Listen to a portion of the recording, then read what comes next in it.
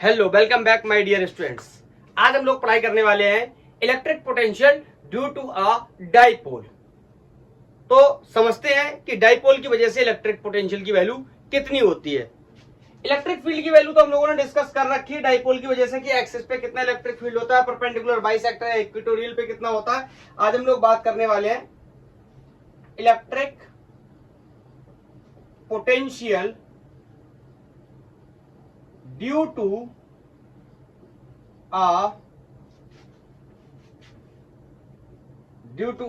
Dipole.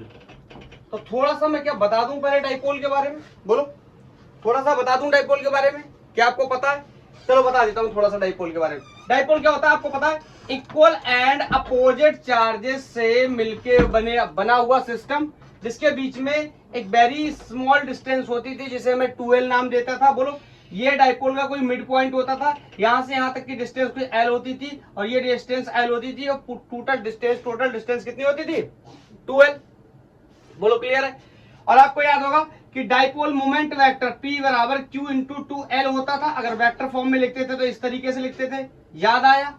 और इस dipole moment vector की जो डायरेक्शन होती थी हमेशा नेगेटिव चार्ज से पॉजिटिव चार्ज होती थी, ये फिक्स होती थी, याद आया? इसके पीछे मैंने आपको वजह भी बताई थी कि जो इसका पोजीशन वेक्टर है या डिस्प्लेसमेंट का वेक्टर है वो बनाते हैं कहां से? नेगेटिव चार्ज से पॉजिटिव चार्ज। तो अभी के लिए मैं बस इतना ही बताऊंगा क्योंकि ये डाइपोल के बारे में मैंने थोड़ा बहुत आपको बताया। अब इस डाइपोल की वजह से मैं पोटेंशियल का कैलकुलेशन करूंगा, इलेक्ट्रिक फील्ड का कर चुका हूं, बाद में थोड़ा सा कंपैरिजन भी बता दूंगा। बोलो, तो heading is electric field due to a dipole at the axis. Clear? तो यहां पे मैं बना लेता हूं, जैसे यहां पर मेरे पास कोई माइनस चार्ज है, माइनस क्यू चार्ज है, तो यहां पर क्या होगा? कोई प्लस क्यू चार्ज होगा। बोलो, इन दोनों के बीच में कोई डिस्टेंस होगी, दैट इज कॉल्ड 2L। हम इसको क्या लेते थे? 2L, तो 2L ही ले लेता हूं। बोलो, ये मिड पॉइंट है, यहां से एक्सिस पे लेट्स से ये कोई पॉइंट क्या है? P है। तो यहां से मैंने डिस्टेंस ली, लेट्स से ये कोई R डिस्टेंस है। क्लियर? और मिड पॉइंट से ही लेते हैं डाइपोल का डिस्टेंस। ये बात तो मैं आपको प्रीवियस लेक्चर में एक्सप्लेन कर चुका हूं। कहां पर बताओ? कहां पर? जब हमने इलेक्ट्रिक फील्ड का कैलकुलेशन किया था, याद है? हम मिड पॉइंट से ही लेते थे सारे डिस्टेंसेस डाइपोल के केस में। तो मैंने यहां से मिड पॉइंट से डिस्टेंस ले ली x। इस पॉइंट पे मुझे बताना है कि कितना पोटेंशियल होगा। बोलो, अगर ये डिस्टेंस r है तो यहां से यहां तक की टोटल डिस्टेंस बोलो जरूरत पड़ने पे कितनी हो जाएगी? ये कितनी है? L। ये कितनी है? R। तो ये कितनी हो जाएगी? R plus L। समझ आया ना? इतनी डिस्टेंस L है, यहां से यहां तक की डिस्टेंस R है, तो टोटल कितनी हो गई? L plus R। और ध्यान से सुनना, ये डिस्टेंस भी कितनी है? L। और यहां से यहां तक की डिस्टेंस R है और इतनी L है, तो ये इतनी रिमेनिंग डिस्टेंस कितनी है? R minus L। अरे ऐसे समझ लो ना, ये 5 है, ये 3 है, तो ये कितना है? 2 का मतलब 5 माइनस 3। क्लियर? अब मुझे बताना है इस पॉइंट पे पोटेंशियल की वैल्यू। तो बताओ क्या करूंगा? यहाँ पे क्या लाऊंगा? एक टेस्ट चार्ज, और टेस्ट चार्ज को क्या करेगा? ये क्या करेगा? इसको अट्रैक्ट। ये क्या करेगा? इसको रिपल। ऐसा नहीं करेंगे। क्यों सर? आपने तो कहा था टेस्ट चार्ज लाएंगे। अगर इलेक्ट्रिक फील्ड निकालते तो लाते टेस्ट चार्ज। क्यों? इलेक्ट्रिक फील्ड कैसी वैल्यू होती है? कैसी क्वांटिटी होती है? वेक्टर क्वांटिटी होती है। बट पोटेंशियल कैसी क्वांटिटी होती है? स्केलर क्वांटिटी होती है। तो इसके लिए सिंपल क्या करेंगे? इस पॉइंट पे पॉजिटिव चार्ज की वजह से जितना पोटेंशियल है वो लिख लेंगे, उसमें प्लस कर लेंगे नेगेटिव चार्ज का पोटेंशियल, सब्ट्रैक्ट हो जाएगा, बात की बात है। दोनों को पोटेंशियल का क्या लिख देंगे? वेक्टर, सॉरी अलजेब्रिक सम लिख देंगे। बोलो, तो मैं लिखने चला, इस साइड से करके इस साइड लेके आऊंगा। तो मैंने लिखा potential at the point P। तो बोलो किस वजह से? Potential due to the positive charge, इस प्लस चार्ज की वजह से, plus potential due to this negative charge, इस नेगेटिव चार्ज की वजह से पोटेंशियल। और मैंने हमेशा आपको बताया है कि पोटेंशियल स्केलर क्वांटिटी है, पॉजिटिव चार्ज का पोटेंशियल पॉजिटिव होगा, नेगेटिव चार्ज का पोटेंशियल नेगेटिव होगा। और एक बार मैं बोल के लिख के बता भी देता हूं आपको। आप बताओ, पॉइंट चार्ज के लिए पॉइंट चार्ज के लिए पोटेंशियल की वैल्यू क्या होती थी, बोलो, V फॉर पॉइंट चार्ज। अरे यार ये तो याद है, आज तीसरा ही लेक्चर है, तीसरा ही लेक्चर, इतनी जल्दी भूल जाओगे। पॉइंट चार्ज की वैल्यू कितनी होती थी, Q/R। याद आया? या इसी को मैं लिख सकता था ऐसे 1/4πε0 K की value Q/R। Is that clear? बोलो, ये पॉइंट चार्ज के लिए वैल्यू होती थी, याद आया? क्लियर? तो अब क्या करेंगे, यहाँ पे लिख देता हूं पॉजिटिव चार्ज का पोटेंशियल और लिख देता हूं नेगेटिव चार्ज का पोटेंशियल, और हमें पता चल चुका है ये भी कैसा है, पॉइंट चार्ज है, ये भी कैसा है, पॉइंट चार्ज है। तो पॉइंट चार्ज की वजह से कितना पोटेंशियल होता है, इतना। क्लियर है? इसको हटा दूं। और आर क्या होता है, आर पॉइंट चार्ज से लेके फाइनिंग पॉइंट तक का क्या होता है, डिस्टेंस। तो यहाँ पे लिख दिया मैंने BP, potential at the point P, जो कि कहां पे है, एक्सेस पे है। बोलो कितना हो जाएगा, K। Q पॉजिटिव चार्ज है तो पोटेंशियल कैसा रहेगा, पॉजिटिव। और distance from positive charge to the finding point, ये रहा पॉजिटिव चार्ज, और पॉजिटिव चार्ज से फाइंडिंग पॉइंट तक की डिस्टेंस कितनी है, बोलो, ये पूरी डिस्टेंस कितनी थी, R, ये कितनी थी, L, तो कितनी बची, R minus L। R minus L, is it visible और not, is it visible, yes. बोलो, तो ये कितना बचा, R माइनस L डिस्टेंस हो गई। बोलो, ये कैसा है, नेगेटिव चार्ज है, तो नेगेटिव चार्ज का पोटेंशियल कैसा हो जाता है, नेगेटिव। तो नेगेटिव चार्ज की वजह से पोटेंशियल कितना हो जाएगा, K Q अपॉन, बोलो, डिस्टेंस, नेगेटिव चार्ज से कितनी डिस्टेंस है, ये डिस्टेंस, यहां से यहां तक की डिस्टेंस, यहां से यहां तक की डिस्टेंस, यहां से यहां तक की डिस्टेंस। बोलो, ये मैं आपको पहले भी एक्सप्लेन कर चुका हूं कि यहां से यहां तक की डिस्टेंस L है और यहां से यहां तक की डिस्टेंस R है, तो टोटल डिस्टेंस कितनी हो गई, R प्लस L। बोलो, क्लियर है? तो लिख देता हूं R प्लस L, इसको साफ करके लिख देता हूं, ओवर राइटिंग हो गई होगी वरना अच्छा दिखता नहीं कैमरे में। क्लियर? अब दोनों का क्या करूंगा, एलसीएम ले लूंगा। बोलो, तो potential at the point B will be equal to K Q को बाहर कर लेता हूं, या एलसीएम ले लेता हूं, कितना आ जाएगा, R minus L, R plus L। बोलो, R माइनस L से R माइनस L मर गया तो कौन बचा, R प्लस L, माइनस का चिन्ह लिख लिया, कैरी कर लिया। बोलो, R प्लस L से R प्लस L चला गया तो कौन बचा, R माइनस L। बोलो, क्लियर है? अरे ये सब तो कैल्शियम लेना वगैरह तो आता ही होगा, इसमें भी क्या बताऊं, सर नहीं आता, थोड़ा सा बता दिया करो। अच्छा ओके, ये K की वैल्यू डाल दी 1/4πε0। बोलो, क्लियर? या K ही रख लो, बाद में रख लेंगे, नहीं तो इस वैल्यू को मैं जानबूझ के नहीं रखता, बार बार लंबा लिखना पड़ता है। तो बोलो, ये दिख रहा है क्या है, ये दिख रहा है क्या लिखा है, यहां साइड में बताता हूं। बोलो, A प्लस बी और A माइनस बी किसके बराबर होता है, A square minus B square के। क्लियर है? इसका मतलब ये क्या लिखा हुआ है, R square minus L square. अब देखो, ये हो गया R प्लस L, या माइनस से मल्टीप्लाई करूंगा तो R कैसा हो जाएगा, माइनस का, L कैसा है, माइनस का, तो कैसा हो जाएगा, प्लस का। बोलो, यहाँ R से R मर गया, और यहाँ पे देखो potential at the point B equal to K, बताओ ये कितना हो गया, Q क्या हो गया, Q, ये L और L कितना हो गया, 2L। याद आया? अरे इसको देख के कुछ याद आ रहा है, अरे सर मैं समझ गया, आप डाइपोल मोमेंट वेक्टर बनाना चाहते, यस, ये हो गया R square minus L square, ये हो गया हमारा, ये हमारा हो गया पोटेंशियल की value at the point P। This is a general relation. हाँ, इसको थोड़ा सा और अच्छा करके लिख दूं तो नीचे शायद विजिबल नहीं होगा, ये साफ कर दे रहा हूं, ये यहाँ पे साफ कर रहा हूं, इसको हटा रहा हूं। क्लियर? तो यहां से ये वैल्यू आ गई, BP will be equal to K, और Q इंटू 2L की वैल्यू कितनी हो जाती है, P upon R square minus L square. ये आ गया potential at the point P on the axis of a dipole. लेकिन आपको याद है ना, हम बार बार एक एजम्पशन लगाते थे, हम कहते थे क्या, R is greater then L। याद आया? इसका मतलब L को क्या कर देंगे, इग्नोर कर देंगे, L की वैल्यू कितनी हो जाएगी, 0। तो यहां से पोटेंशियल की value at the axes will be KP upon R square. लेकिन हमेशा ध्यान रहे, इलेक्ट्रिक फील्ड जब मैंने पढ़ाया था तो भी मैंने आपको याद दिलवाई थी ये बात, ये फॉर्मूला तभी काम करेगा जब डाइपोल के बीच का डिस्टेंस लेट्स से 1 मिलीमीटर है और फाइंडिंग पॉइंट का डिस्टेंस मीटर्स में है, मतलब गैप काफी ज्यादा होना चाहिए, डिफरेंस काफी ज्यादा होना चाहिए, तभी हम इसको क्या कर सकते हैं, इग्नोर। ऐसा नहीं है कि डाइपोल के बीच का डिस्टेंस 1 सेंटीमीटर है और आप 5 सेंटीमीटर पे निकालने गए हैं इलेक्ट्रिक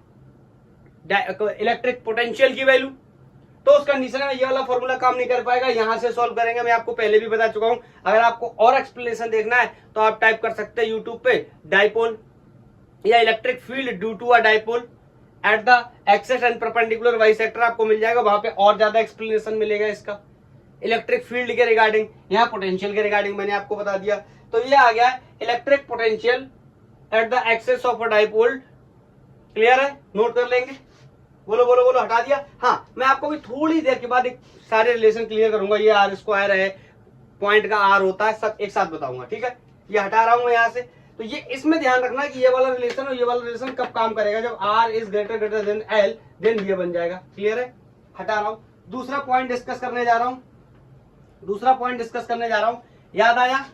इलेक्ट्रिक फील्ड निकालते थे कहाँ, एक्सिस पे और परपेंडिकुलर बाइसेक्टर या इक्वेटोरियल पोजीशन पे।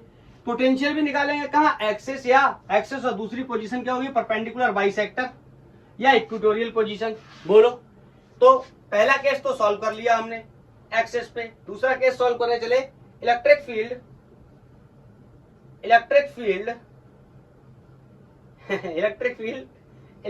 Potential, not field, electric potential at perpendicular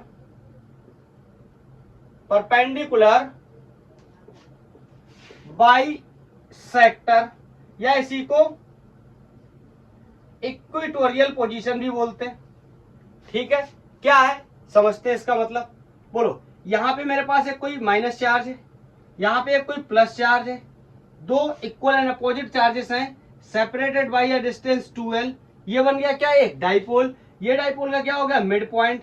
इसको हम ओ नाम से जानते थे, याद आया। अब इससे परपेंडिकुलर डिस्टेंस पे, मतलब डाइपोल को बाइसेक्ट करती हुई ऐसी लाइन जो डाइपोल को क्या करे, बाइसेक्ट करे। नाम से क्लियर, डाइपोल को दो हिस्सों में डिवाइड कर दे। उसके बाद इस जगह पे ये कोई पॉइंट लेफ्ट से पी है और यहां पे बताना है मुझे पोटेंशियल। तो बोलो, मुझे फाइंडिंग पॉइंट 4 से लेकर फाइंडिंग पॉइंट तक की डिस्टेंस की जरूरत पड़ेगी। ये दूरी कोई आर मान लेता हूं। बोलो। अरे यार, ये तो टेढ़ा हो गया, इसमें तो बल आ गया, बल हमारे बोलते बल आ गया। टेढ़ा होने का मतलब बल आ गया, बिल्कुल सही बात है, बल ही आ जाता है। बोलो यार, ये तो बहुत कॉमन सेंस की बात है। ये एल है, ये क्या है, एल है, ये आर है, तो ये कितना बचेगा, रूट के अंदर L square plus R square. अरे यार, पाइथागोरस थ्योरम से निकाल रहे हैं। ये भी कितना हो जाएगा, R square plus L square inside the root. बोलो। तो यहाँ पे लिखने चला, फिर से लिखूंगा, potential at the point P. ये कौन सा पॉइंट पी, कहाँ पे, परपेंडिकुलर बाइसेक्टर पे। या हटाओ, ऐसे लिख दे रहा हूं, potential at the perpendicular bisector will be equal to the potential due to the positive charge plus potential due to the negative charge. दोनों की वैल्यू रख देंगे। हमें पता है कि पॉइंट चार्ज की वजह से पोटेंशियल की वैल्यू KQ अपॉन R होती है, और R क्या होती है, distance from the point charge to the finding point. ये डिस्टेंस हो गई, इसकी वैल्यू कितनी हो गई, L square plus R square. Negative charge है तो इसका पोटेंशियल नेगेटिव लिख लिया, ये पॉजिटिव चार्ज था तो इसका पोटेंशियल पॉजिटिव लिख लिया। इसकी value KQ upon R। R क्या होती है, पॉइंट चार्ज से फाइंडिंग पॉइंट तक की दूरी। तो यहां से यहां तक की दूरी या फिर यहां से यहां तक की दूरी, दोनों ही क्या है, सेम है। तो ये हो गया क्या, इसका अच्छा रूट और चला देता हूं। ये हो गया L square plus R square का रूट। ध्यान से देखो, ये वैल्यू और ये वैल्यू क्या है, सेम है। अरे आप ऐसे भी समझ सकते हो, बोलो पॉइंट चार्जेस है। आपको पता है डाइपोल में इक्वल चार्जेस होते हैं, इक्वल और अपोजिट चार्जेस होते हैं। तो एक चार्ज की वजह से प्लस पोटेंशियल बनेगा, इसकी वजह से एक चार्ज की वजह से नेगेटिव पोटेंशियल बनेगा, और दोनों से इक्वल पोटेंशियल बनेगा। बोलो क्यों, बोलो distances are equal, charges are equal, then potential will be also equal because value of potential due to a point charge KQ upon R square. K constant है, Q इस क्वेश्चन के हिसाब से constant है, R वैसे भी constant है इसके हिसाब से। तो बोलो दोनों की वजह से पोटेंशियल क्या हो गया, सेम। इसका मतलब ये कैंसिल आउट हो गए। मतलब परपेंडिकुलर बाइसेक्टर पे कोई भी इलेक्ट्रिक पोटेंशियल नहीं आया सर।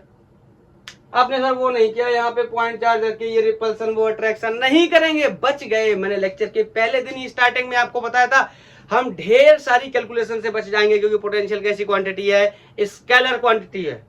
बोलो क्लियर। तो परपेंडिकुलर बाइसेक्टर पे पोटेंशियल की वैल्यू कितनी आ गई, 0। अब थोड़ा सा कंपैरिजन कर लेते हैं, इलेक्ट्रिक पोटेंशियल का और इलेक्ट्रिक फील्ड का। उसके बाद हम आगे चल के तीसरा डेरिवेशन इसका कर लेंगे एनी पॉइंट पे। क्लियर। तो बोलो इलेक्ट्रिक फील्ड की बात करूं, अगर मैं फील्ड की बात करूं और उधर इलेक्ट्रिक पोटेंशियल की बात करूं, बोलो तो बोलो इलेक्ट्रिक फील्ड की वैल्यू पॉइंट चार्ज के लिए क्या होती थी, E equal to K Q upon R square. Point charge के लिए पोटेंशियल की वैल्यू क्या होती है, V equal to K Q upon R. Difference समझ गए। ये 1 अपॉन आर के इनवर्सली प्रोपोर्शनल है। ग्राफ बनाऊं E वर्सेस आर, ऐसे बनेगा। बोलो इसका बनाऊं E versus R, sorry B versus R, ये भी ऐसा बनेगा। हाँ, अगर दोनों में कंपैरिजन देखा जाए ये ज्यादा स्टीपर बनेगा। क्यों, जैसे जैसे आर की वैल्यू बढ़ेगी ई की वैल्यू स्क्वायर टाइम्स कम होगी, इसकी वैल्यू कम घटेगी। किसकी, पोटेंशियल की डिस्टेंस बढ़ने पे पोटेंशियल की वैल्यू कम घटेगी तो दोनों की ये स्क्वायर टाइम्स है, इसकी ज्यादा घटेगी, इसका ग्राफ ज्यादा स्टीपर होगा। मेरा एक जैसा भले ही हो गया, लेकिन आप समझ सकते हो मैं क्या बताने की कोशिश कर रहा हूं। बोलो अगर मैं बात करूं electric field at the axis of dipole, electric field at the axis of dipole, यहां बात करूं मैं electric potential at the axis of dipole. बोल कितनी वैल्यू आती थी, दैट इज के 2p अपॉन आर क्यू। याद आया।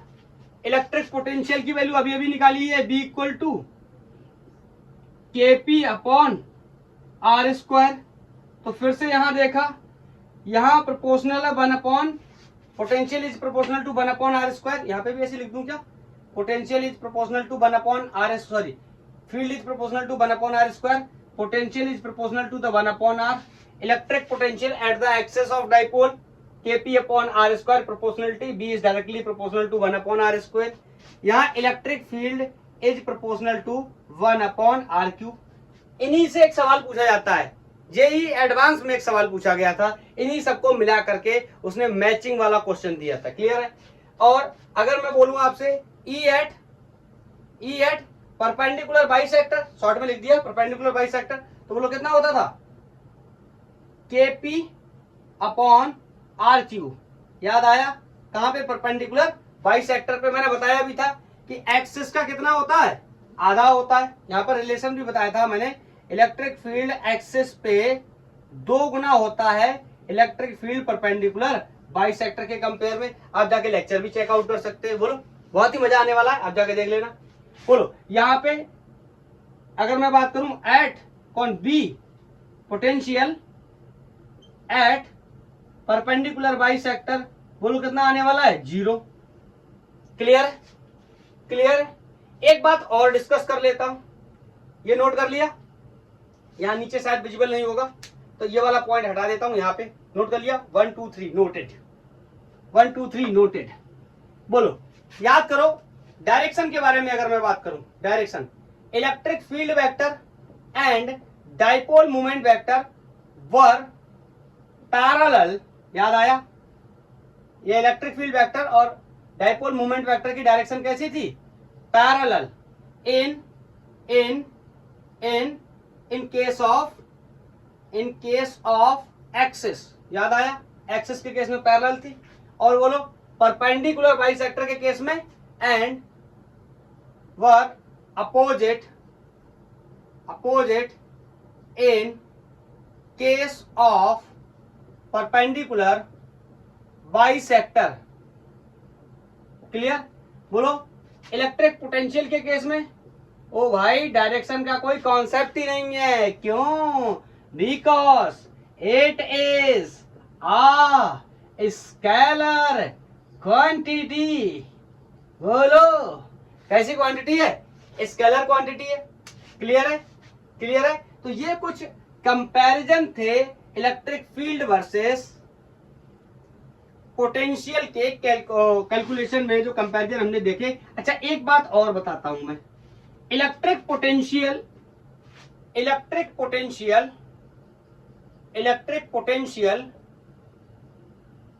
ड्यू टू अ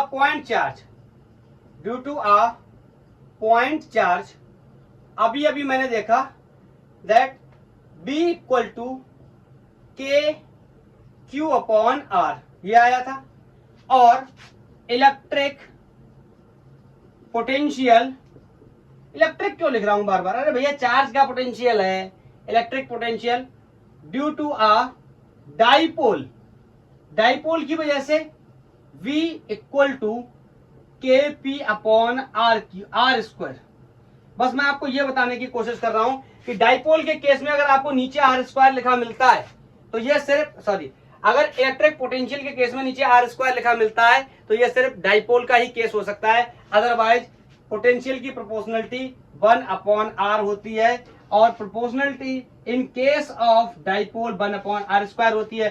फिर से अगर ग्राफ बनाने जाएंगे V वर्सेस आर ग्राफ, ये भी इस तरीके से बनेगा। V वर्सेस आर ग्राफ ये भी इस तरीके से बनेगा। बोलो स्लोप किसका ज्यादा होगा, कौन स्टीपर ज्यादा होगा, ये वाला ज्यादा स्टीपर होगा। आई थिंक समझ चुके होंगे मैं जो बताने की कोशिश कर रहा हूं। इसका तीसरा और लास्ट केस डिस्कस करने जा रहे हैं हम लोग, electric potential at any point on the dipole. Electric potential at any point, किसी भी पॉइंट पे अगर हमें पोटेंशियल को डिस्कस करना हो, बोलो किसके केस में, डाइपोल की बात कर रहे हैं। ऑफ कोर्स डाइपोल का ही लेक्चर चल रहा है, तो बोलो सबसे पहले तक डाइपोल बना लेता हूं। ये एक मेरे पास नेगेटिव चार्ज है, ये एक मेरे पास पॉजिटिव चार्ज है, इन दोनों के बीच का सेपरेशन 2L है। यहां से अब देखो परपेंडिकुलर तो ऊपर नहीं जा सकता, इसलिए यहां कहीं एक पॉइंट सेलेक्ट करता हूं। लेट्स से ये पॉइंट P है, ये कोई एक मैंने जनरल पॉइंट ले लिया, क्लियर है, जनरल पॉइंट ले लिया। तो यहां से ये कोई ना कोई एंगल भी बना रहा होगा थीटा। अरे जब ऐसा होके यहां आ जाएगा तो एक्सिस का केस बन जाएगा, और ऐसे घूम के यहां आ जाएगा तो परपेंडिकुलर वाई सेक्टर का केस बन जाएगा। बोलो तो मुझे डिस्टेंसेस भी चाहिए होंगी। लेट्स से ये डिस्टेंस क्या है, R है। बोलो तो मुझे डिस्टेंसेस भी चाहिए होंगी। अरे फाइंडिंग पॉइंट तक की डिस्टेंस चाहिए, इसको R1 मान लेता हूं, और इसको थोड़ा सा ये ठीक नहीं बना है, थोड़ा सा ठीक नहीं बना है, मैं दोबारा से इसको बनाता हूं, नहीं तो समझाने में थोड़ी सी प्रॉब्लम आ सकती है, आपको समझने में थोड़ा सा इशू हो सकता है। ये एक पॉइंट है, ऊपर विजिबल तो है ना, पता लगा इतना ऊपर चले जाएं दिखाई ही देना बंद हो जाए। बोलो ये R1 है कोई, ये R2 है, ये R है, ठीक है। ये पॉइंट कोई O है, ये एंगल कोई थीटा है, इस पॉइंट का नाम A है, इस पॉइंट का नाम B है। बोलो क्लियर है। इस पॉइंट P पर मुझे पता करनी है क्या, इलेक्ट्रिक पोटेंशियल की वैल्यू। तो फिर से अपने सिंपल रूल के साथ शुरू करते हैं। बोलो electric potential at the point P will be electric potential due to the positive charge plus electric potential due to the negative charge. बोलो पॉइंट चार्ज की वजह से कितना पोटेंशियल होता है मुझे पता है, के क्यू अपॉन आर। आर की value in this case is R1। बोलो ये कैसा चार्ज है, माइनस का, तो इसका पोटेंशियल कैसा हो जाएगा, माइनस का, एंड वैल्यू विल बी के क्यू अपॉन R2। बोलो किसी को कोई दिक्कत नहीं होनी चाहिए। तो यहां से BP equal to K Q को मैंने कॉमन कर लिया, यहां बचा 1 अपॉन R1, यहां बचा 1 अपॉन R2। बोलो तो 1 upon R1 minus 1 upon R2। अब इन दोनों का लेंगे एलसीएम, जो कि बहुत ही आसान है। बोलो हमारे लिए बहुत ही आसान है, क्या हो जाएगा R1 R2, यहाँ R1 मर गया तो क्या बचा R2। ये ऐसा कर लेते हैं, ऐसा अच्छा लगेगा, R1 माइनस R2। अरे कोई फर्क नहीं पड़ता, जो बड़ा होगा उसी में से तो घटाएंगे। दिख रहा है ये डिस्टेंस क्या है ज्यादा, ये डिस्टेंस क्या है कम, तो बड़े में से मैंने छोटा घटा दिया। बताओ इसको मान लिया मैंने इक्वेशन 1। अभी यहाँ से आगे सॉल्व नहीं होगा जब तक मुझे R1 R2 की वैल्यूज पता नहीं होंगी। तो बताओ सिंपली, अगर मैं यहाँ पे R1 माइनस R2 की वैल्यू पुट कर दूं या और R1 इंटू R2 की वैल्यू पुट कर दूं तो मेरा काम हो जाएगा, मैं यहाँ पे रिलेशन को बनाने में कामयाब हो जाऊंगा। तो देखो यार यहाँ पे लगाना पड़ेगा मुझे एक एजम्पशन, जैसे हम बार बार लगाते थे यहाँ पे भी लगाएंगे। मैं बोलूंगा if if P point is very far away, कहां है, बहुत ही दूर है, इसका मतलब R1 R एंड R2 क्या हो जाएंगे, एक दूसरे के पैरेलल। ये मैथमेटिक्स का थ्योरम भी होता है। तो ये पॉइंट अगर बहुत ही दूर चला जाए तो इन सब में डिफरेंस दिखना बंद हो जाएगा, कौन क्या है बोलो। तो इसका मतलब क्या हो जाएगा, इसका मतलब क्या हो जाएगा, R1, R2 and R becomes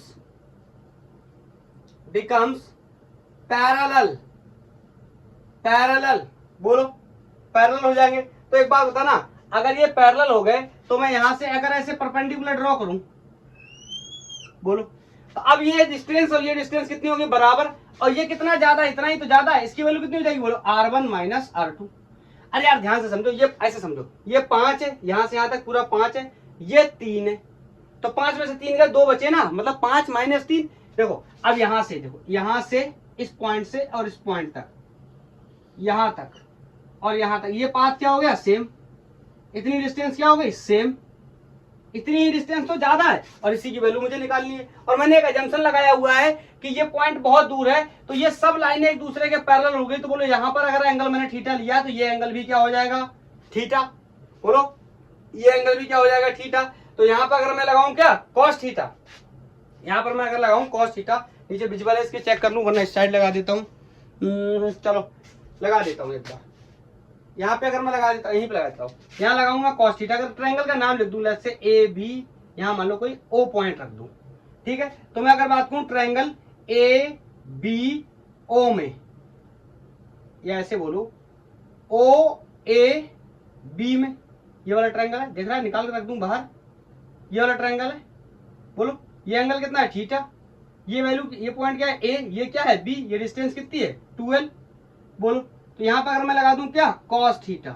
सबको पता cos थीटा क्या होता है, बेस अपॉन हाइपोटेनस। तो बताओ ये तो हो गया कौन, बेस AB, और हाइपोटेनस कौन हो गया, ये वैल्यू R1 माइनस R2। अरे हाइपोटेनस तो पता ही होगा ना, ये वैल्यू क्या हो गया, हाइपोटेनस। तो ये क्या हो गया, R1 माइनस R2। तो यहां से cos, यहां से R1, एक सेकंड रुकना, उल्टा हो गया, उल्टा हो गया, हाँ नहीं cos थीटा इक्वल टू, हाँ उल्टा हो गया, ये हो जाएगा R1 minus R2 upon AB। तो यहां से R1 माइनस R2 की वैल्यू AB cos थीटा और R1 minus R2 is equal to AB की वैल्यू कितनी है, 2L cos थीटा। देखो भैया ये एजम्पशन लगाना ही पड़ेगा, बिना इसके लगाए सॉल्व नहीं होगा ये आगे। समटाइम्स एजम्पशन हमें लेने ही पड़ते। अगर एजम्पशन नहीं लेना, आपको सर एजम्पशन ना हो तो यहाँ से सॉल्व होगा क्वेश्चन, फिर यहाँ से सॉल्व होगा, लेकिन मैक्सिमम केसेस में क्या होगा, बोल देगा बहुत फार अवे है तो यहीं से सॉल्व करेंगे। अब इस वैल्यू को क्या कर दूं, ये कोई इक्वेशन बनाई थी एक, इसमें वैल्यू पुट कर दूं। हाँ अब एक बात, अब आप कहोगे फिर से एजम्पशन, हाँ एक बात और एजम्पशन है, आपको पता करिए डिस्टेंस बहुत, ये पॉइंट बहुत दूर है। पहले पी पॉइंट देख लूं, विजिबल है नहीं, पहले विजिबल है, हाँ भी है। ये पी पॉइंट अगर मान लो बहुत दूर चला जाए, बहुत दूर, और ये एक दूसरे के तीनों क्या हो जाए, पैरेलल, तो इसमें एक कंडीशन और भी होती है। मैं ये भी कह सकता हूं कि जो R1 और R2 का जो प्रोडक्ट होता है that is equal to R²। अब ये मत कहना ये नहीं पता, ये क्लास 10th में थ्योरम भी पढ़ाया जाता है कि अगर ये बहुत दूर है, ये लाइन एक दूसरे के पैरेलल हैं, तो इन दोनों का प्रोडक्ट, इसका प्रोडक्ट, इसका प्रोडक्ट, इसके स्क्वायर के प्रोडक्ट के क्या होता है, इक्वल होता है। क्लियर है। तो मैं क्या करने चला, वैल्यू को रखने चला, क्या मैं रखने चला, R1 माइनस R2 एंड, यहां लिख देता हूं, the value of R1 minus R2 and R1 into R2 put in equation first. ये इक्वेशन फर्स्ट है। बोलो अब यहां तक नोट कर लिया, कर लिया, कर लिया, कर लिया, कर लिया, कर लिया। हटाऊं, ये वाली लाइन हटा दे रहा हूं, बस मेरा यही से काम हो जाएगा। तो यहां पे मैंने रख दी वैल्यू को, this is electric potential at the point P will be equal to K P। बोलो ये कितना हो गया, ये कितना हो गया, R1 माइनस R2 की वैल्यू कितनी हो गई, 2L cos थीटा। तो ये हो गया 2L cos थीटा, और R1 इंटू R2 का प्रोडक्ट किसके बराबर हो गया, R² के प्रोडक्ट। बोलो क्लियर? तो इसका फाइनल रिजल्ट यहाँ ऊपर लिख देता हूँ, electric potential at any point will be, बोलो ध्यान से देखो, ये क्या बन गया, बोलो डाइपोल मोमेंट वेक्टर, तो ये हो गया K P cos theta upon R square. ये जनरल रिलेशन है, किसके लिए वैलिड है, for any point, for any point. Sir क्या ये सच में एनी पॉइंट के लिए वैलिड है? यस, ये सच में एनी पॉइंट के लिए वैलिड है। सर मुझे बताइए कैसे वैलिड है, तो बताओ। अगर मैं आपसे कहूं थीटा 0 रख दो, बोलो मतलब ये कहाँ आ गया, एक्सिस पे, और आपको पता है cos 0 की वैल्यू कितनी होती है, 1 होती है, तो यहाँ cos थीटा की वैल्यू कितनी होगी, 1। इसका मतलब पोटेंशियल एट एक्सिस कितना हो गया, अरे के पी अपॉन आर स्क्वायर। अरे सर ये तो बिल्कुल मैंने अभी पढ़ा था, अरे सर ये तो बिल्कुल मैंने अभी पढ़ा था। बोलो अगर दूसरा केस की बात करूं, यहाँ पे बताओ थीटा इक्वल टू 90 रख दूं, तो आपको पता है cos 90 की वैल्यू कितनी होती है, 0, और ये पॉइंट कहाँ पहुंच जाएगा, ये जस्ट यहाँ पे परपेंडिकुलर बाइसेक्टर पे पहुंच जाएगा, और cos 90 की वैल्यू 0, तो बोलो पोटेंशियल एट परपेंडिकुलर बाइसेक्टर कितना हो गया, 0। मजा ही आ गया सर, मजा आ गया, क्या मस्त फॉर्मूला मिल गया सर। लेकिन ये ध्यान रहे, इसमें एजम्पशंस का जो मैंने यूज किया है, आपको एक दो बार ड्राइव करके देखना पड़ेगा, तभी ये याद रहेगा, अदरवाइज नहीं तो आप भूल जाओगे। तो थोड़ा बहुत प्रैक्टिस कर लेना एक दो बार, ओके। एक तरीका और भी था कि डाइपोल मोमेंट वेक्टर बनाता मैं पी, और उसका क्या लेता, कंपोनेंट लेता, इस साइड में कंपोनेंट बनाता, फिर इधर कंपोनेंट बनाता, फिर वही प्रॉब्लम। आप क्लास 12th में पढ़ रहे हो, अगर आपने पढ़ाई की है कंपोनेंट सिस्टम की, तब तो वो आपके लिए आसान होता। अगर आपको नहीं पता कि कंपोनेंट कैसे होता है, 11th साफ है, तो फिर से प्रॉब्लम होती। दैट्स व्हाई मैंने सोचा इसमें 10th की मैथमेटिक्स का यूज होगा, तो मैं आसानी से कर सकता हूं और सबको समझा सकता हूं। क्लियर है? तो मैंने शायद अपनी बात को मैं समझाने में कामयाब हो गया। क्लियर है? आप लोग को अच्छे से समझ में आया होगा। तो electric potential at the perpendicular bisector, electric potential at axis and electric potential at any point, इस तरीके से बेचारा electric potential due to dipole क्या होता हुआ, खत्म होता हुआ। और आज की क्लास यहीं तक, बोलो थैंक यू, धन्यवाद। पढ़ाई करते रहिए, अगर आपका कोई सजेशन है तो आप मुझे बता सकते हैं।